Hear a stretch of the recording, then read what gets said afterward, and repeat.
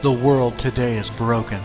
Business, financial, and political leaders have led us into despair, and the selective pop culture style news that floods our mainstream media have done nothing but fuel anger and confusion among the American population and the population of the world. Fortunately, there is a logical solution to fix many of the ills that plague us all today. But one of the hardest things for a culture to do is step back and realize that a major shift needs to occur in order for the future of their children to be secure. The solution is simple, but it is not easy.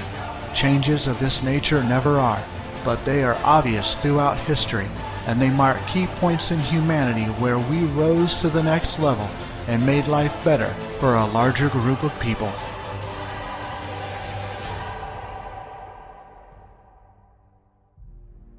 History can be broken into levels of development.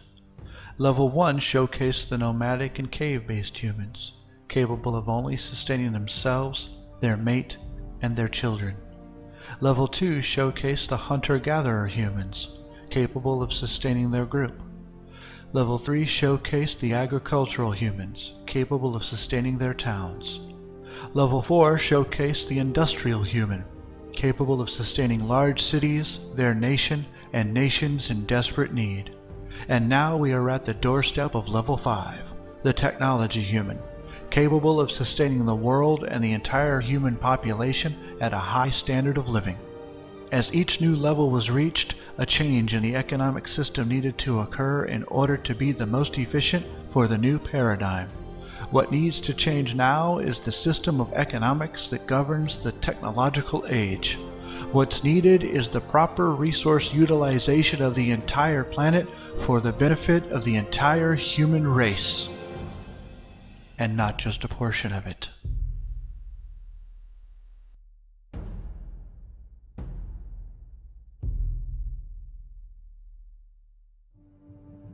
But before we detail this change, we must start by addressing the problems we're facing today and the root cause as to why we have them in the first place. Only by understanding our problems and how they came about can we begin to develop a solution.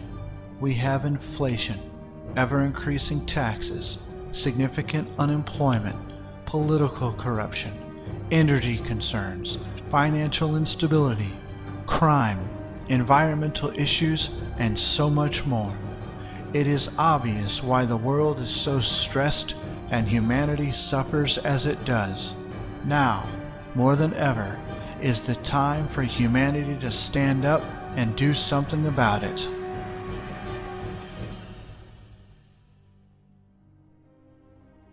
Politicians and industry alike have repeatedly tried over and over to solve these issues, and never once have they succeeded. The best they've ever done is delay or mask the concerns. The reason for this will be made clear during this video, but in short, it's because no one has ever seriously addressed the root cause for all of these issues, and that cause is the outdated system of economics we use around the world today. The monetary system, or more specifically the price system, is the basic underlying factor that is the fundamental cause for all of the issues we're facing today. By definition, a price system is any economic system that affects its distribution of goods and services with prices based on commodity evaluation and uses any form of money or debt tokens. Do not confuse this with capitalism, the free market, or any other term an economist would use. It is also very important to understand that this is not a political argument and has absolutely nothing to do with political controls. Every nation on this planet, no matter their political ideology, be it a democracy, monarchy, socialism, communism, or whatever, operates using the same underlying economic system. They all employ this system for the exchange of goods and services throughout the world. It is the one major common link between everyone, which is also why it is the fundamental cause for so many problems we see in the world today. And here's why. The monetary system requires two key components to work: scarcity and growth. In the past, prior to 1800, these two requirements were perfectly valid throughout the world.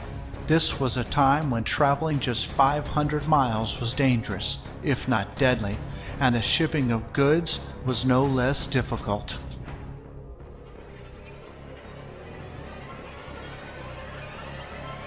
Scarcity is very important in this system because it serves the purpose of establishing value, price. Think back to Economics 101, supply and demand. The less the supply, the more scarce it is. Therefore, the price is higher. The more the supply, the less value it has, so the price is lower. Prior to 1800, there really was true scarcity as a natural phenomenon, and since modern civilization was still rather young, there was plenty of room for growth, so both requirements were satisfied. Today, however, these two requirements are gone and the monetary system is in serious trouble and under great stress. Just look at all the financial industry problems that have destroyed lives in the past few years alone. They are impossible to ignore. Scarcity has been eliminated by the advent of technology, and with the absence of scarcity, there is simply less growth. We have reached a point where we can produce more of everything than we can consume, and the only true expansion left is into the stars, which itself is severely restricted by cost. In the monetary system, money, or debt, is the lifeblood of the system, and therefore it is necessary to continuously create new debt to validate the existing debt. So our financial manipulators are always seeking new ways to justify the creation of additional debt. They are willfully blind or blatantly ignorant of the root concerns. Just look at how in debt our society is right now as compared to just 50 years ago.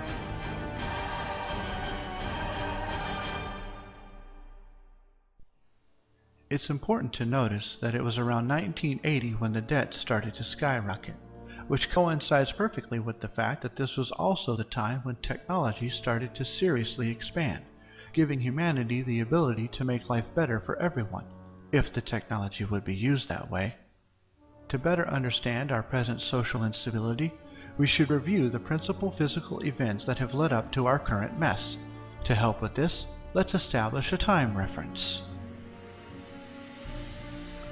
The two dates shown aren't specifically important, but just separate the timeline into three distinct regions. Now let's start adding vital information that will help you understand how we got to where we are in today's world. Prior to 1800, the world was a low-energy society. Why? Because throughout all recorded history before this time, the primary energy conversion machine for doing work was the human being, and a healthy human can only produce about 0.1 horsepower. In comparison, a washing machine motor is more powerful, averaging 0.5 horsepower. Regardless of this low power number, 98% of all work done during this time was a result of human labor, because humanity had not yet developed advanced technology to do the work for them.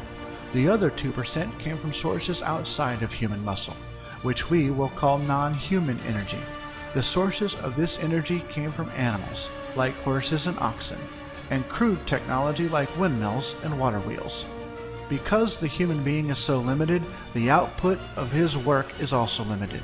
So no matter how many people you had on the job or how long they worked, they could never produce quite enough to cover growing populations or provide a high quality of living for everyone.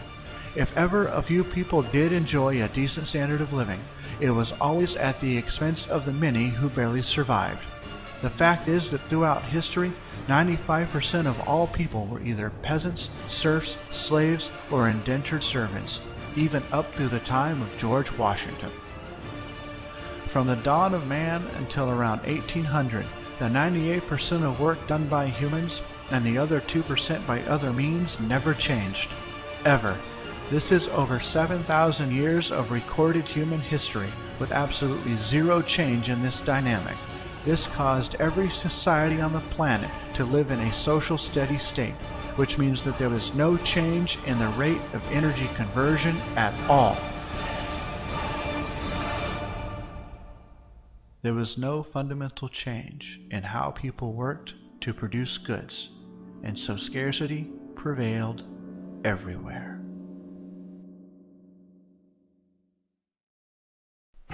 Now, just prior to the year 1800, a very significant event occurred.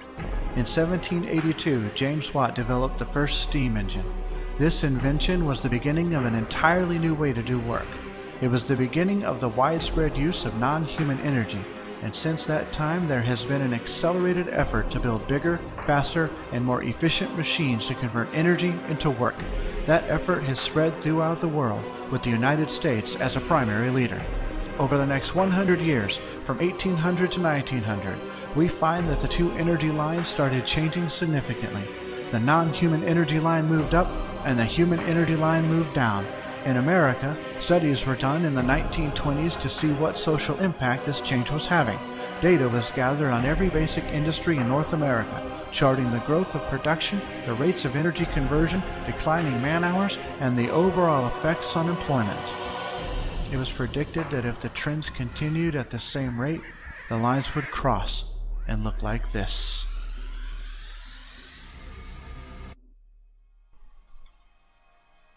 Humanity was evolving from a low-energy society to a high-energy society as the two lines switched places.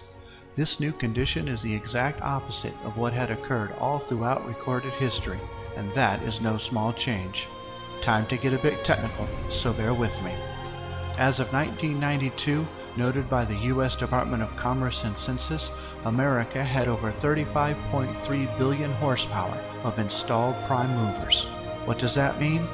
Prime movers are mechanical engines, turbines, and work animals, which originally convert fuels or force, such as wind or falling water, into work and power. Let's break it down by person. Prior to 1800, the average society had an energy conversion of just 2,000 kilogram calories per person. Does that number sound familiar? What is the calorie intake that is labeled on virtually every food item you buy? A 2,000 calorie diet. So it makes sense that if people are the primary workers, their energy is limited by their average calorie intake. Now back to 1992.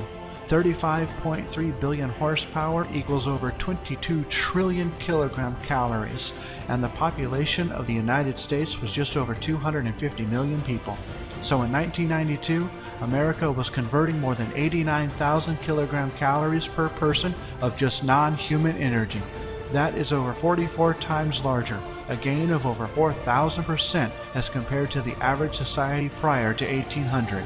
This was a significant source of American growth and prosperity.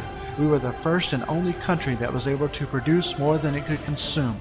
Fast forward to today and consider these implications in our globally connected world.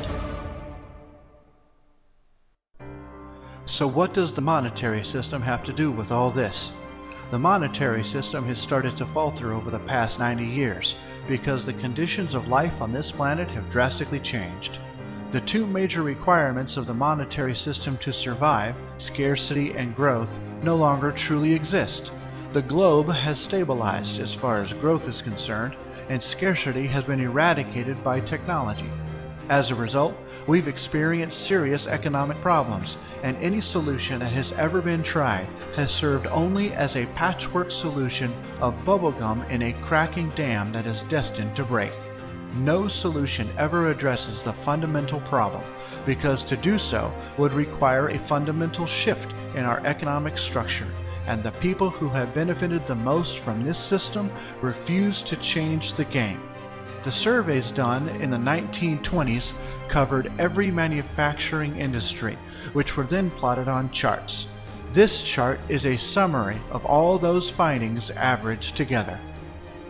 The first line reflects physical production. From 1830 to 1900, production was low and growth was slow. Then we moved into a period of rapid growth. This was due to advances in technology and machinery, and a greater use of non-human energy. From 1900 to about 1930, there was a spectacular exponential growth in physical production, at about 7% per year, compounded each year. However, this could not last forever, and a leveling off occurred. Now let's add another curve to show what was happening to the man-hours per unit. This represents one person working 1 hour, regardless of their task. Notice in the early 1800s that man-hours were high, but then dropped as industry developed. This was inevitable, because it was cheaper to use technology versus people. A kilowatt-hour will do the work of 26 man-hours, but at a far less cost. The monetary system encourages businesses to replace costly manpower with cheaper and more productive technology in order to maximize profit. Now, from the 1980s onward, we have a unique situation that has never been present throughout the history of mankind. High production with far less human work needed. This would be great for everyone were it not for the interference of the monetary system, because labor is a major commodity that is bought and sold in the marketplace. Time for a third curve, which shows you what happens to labor and consequently what happens to purchasing power. This third curve represents total man-hours, the sum total of all time put in on the job in manufacturing by all people. As you can see, from 1830 to the turn of the century, total man-hours was low and the growth was slow. It followed the growth of production very closely, as they are directly related. Then it also grew along with production, but it didn't level off like production did.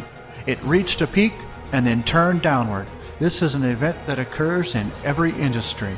Total man-hours rises to an all-time high and thereafter declines. It is an event that occurs only once in any given industry.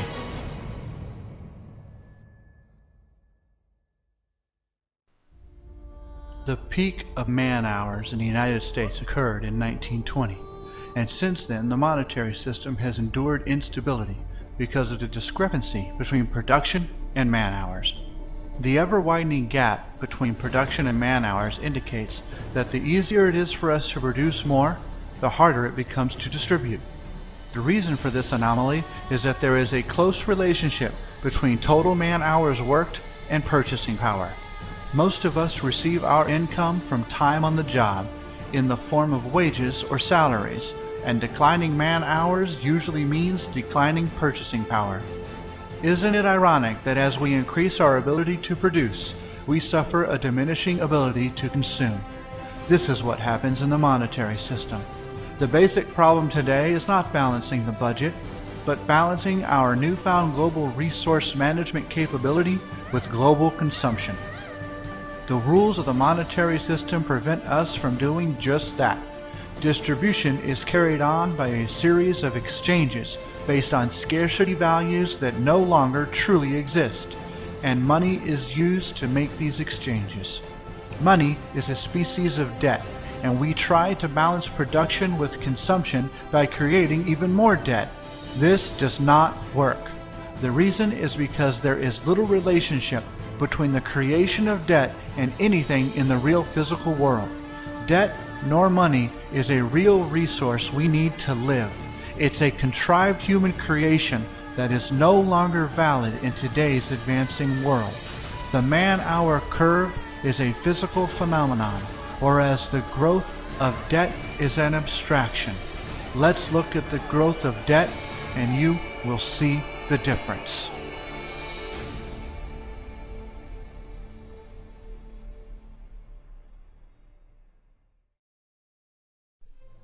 This chart represents total debt in the United States, all debt public and private. From 1860 to the end of World War I, debt was low and growth was slow. Then, after the armistice in 1918, debt moved up rapidly. This was a period called the Roaring Twenties. The reason for this increase in debt was because technology had caught up with us. During the war, we installed more technology to replace the workers that were off fighting the war. Purchasing power dropped, and we could produce more than we could readily sell. Therefore, during this decade, the institution known as installment buying, or buying on credit, came into existence. So even if you could not afford something, you were encouraged to buy it anyway and pay for it out of next month's or next year's income. This meant an increase in debt, but by 1929, something had happened. We had overextended that credit, and the gambling institution known as Wall Street collapsed. With the crash of the stock market, we plunged into the Depression, which took 4 years to reach the bottom in 1933.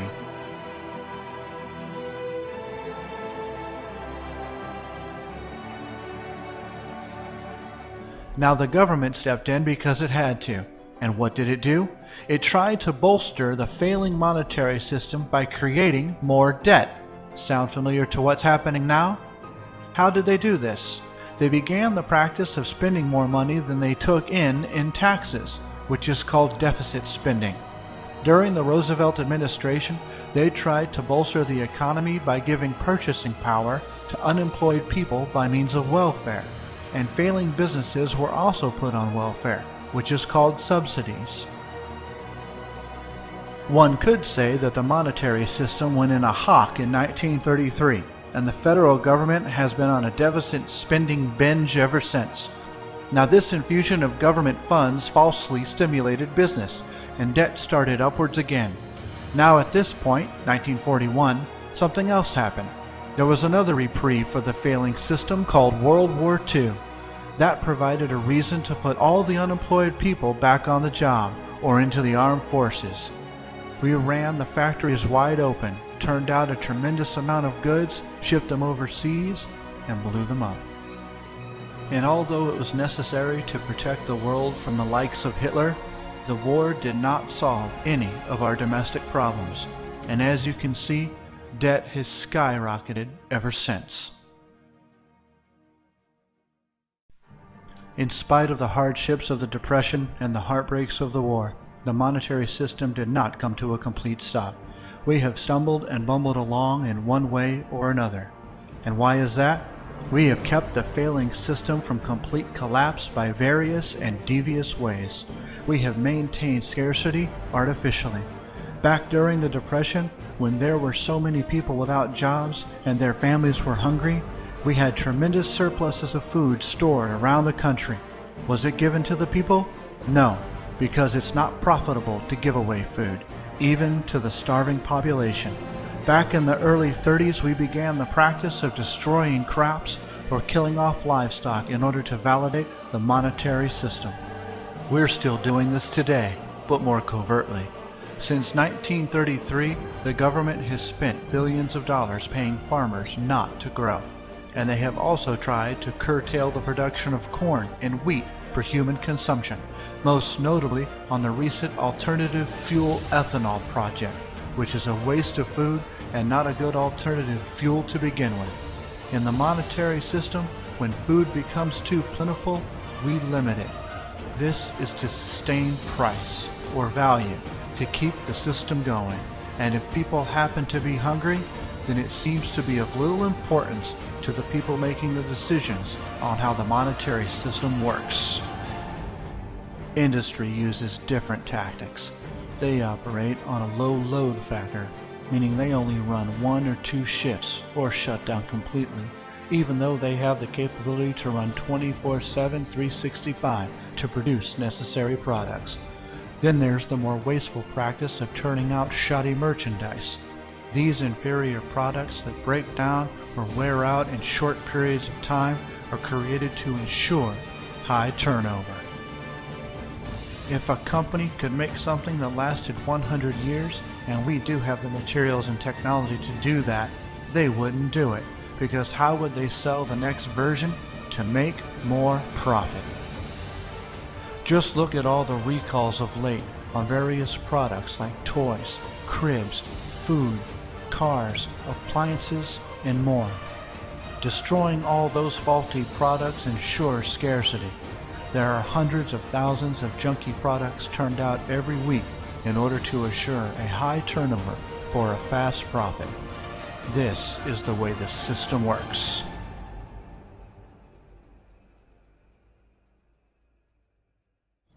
This also leads to waste, loads and loads of waste. Look at a simple product like the cell phone. There are far too many worthless, cheap cell phones on the market.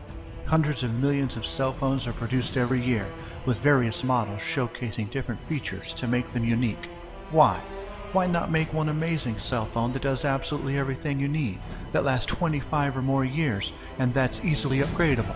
Because the monetary system prohibits that kind of logic.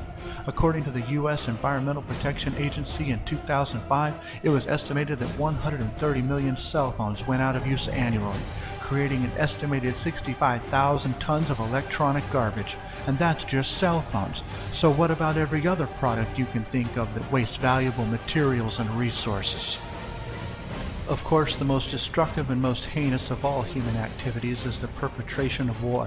Now, we've had several wars since the turn of the century. Even now we're immersed in a war against a foe with no flag, no solid distinction, and no uniform. A war on terror is something that could be justified until the end of time, because the enemy isn't someone you can pin down. And furthermore, wars have not solved one single underlying problem. Their greatest success is propping up a failing economic system for just a little while longer. World War I, II, Korea, Vietnam, the Gulf Wars, and our current war on terror has cost the lives of hundreds of thousands of people and the destruction of millions of tons of irreplaceable resources, but have yet to solve any of our social problems. The so-called Truman Doctrine that was created about 63 years ago in the name of national security has cost the United States trillions of dollars. We spend billions of dollars overseas in what's called foreign aid, and since 1960 the United States has financed both sides of 14 wars, and still the world is in greater turmoil than ever. Insanity is said to be the act of doing the same thing over and over, but expecting a different result. Likewise, spending money or creating debt does not solve our social problems, locally or globally. The issues addressed in this video up to this point should make that perfectly clear by now, that the monetary system, born of agrarian culture, with hand tools, human perspiration, and all of its scarcity values, is incapable of managing affairs in a high-energy, technologically advanced civilization. Politics doesn't matter. Forms of government don't matter. Culture doesn't matter. The shared economic system of the world is what matters, and that's what needs to change. But before you move to the answer, let's make something perfectly clear. The monetary system is not bad. It is simply outdated. It used to be good. It used to work. It was the best option for thousands of years, and specifically over the past 200 years, it has helped influence amazing growth in the capabilities of humanity. But times change.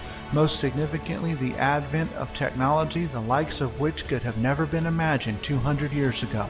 Technology that would have made us all witches or gods in the eyes of the world. And so the methods by which our world should work must also change. It is in the best interest of the whole human race, not separated by color, gender, faith, or lack of faith, to move on to a better system. Now, to find that answer, we must make a new approach, seek a new idea, and employ a new technique. The solution is a social system that is based on a scientific method that eradicates the monetary system in favor of a system that allows for the global resource management of the entire Earth. We must declare that the Earth and all its resources are the common heritage of the entire human race, and technology gives us the capability to properly and absolutely provide a high quality of life for every man, woman, and child on this planet. The solution is undeniably designed to benefit everyone on the planet, giving everyone the utmost freedoms of expression, thought, speech, and most importantly, life.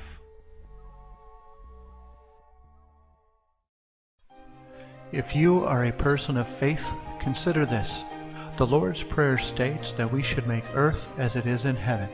I do not think heaven uses money, or that God has a bank. Do you? We must eliminate the gap between the haves and the have-nots. We must ensure that a child born anywhere in the world has the freedom to pursue all positive paths. We must reconnect mankind to nature by eliminating our harmful ways without reverting to primitive standards, using technology to live like kings but behave like proper stewards of this fertile planet. This video is but a first step in your understanding. Now is the time to move on to the next step. The Venus Project and the Zeitgeist movement offer the solution. The link shown before you will give you details as to how the solution works. You will also find the website easy to navigate and should answer all of your questions. But if it doesn't, that is why the Zeitgeist movement exists. The Zeitgeist movement advocates the vision of the Venus Project and is focused on spreading the message of how to fix many of the problems we have today. The Zeitgeist movement is a place to find answers and converse with others who also want to see a better world. Changing over 7,000 years of human economic structure is by no means easy, but it is necessary. Every day thousands of people die that should not. Every day we step closer and closer to the edge of our own demise. It is time to let the world know that there is a solution that will solve our root problems. It is time to evolve to level 5, the technology human, and make the world a better place for generations to come.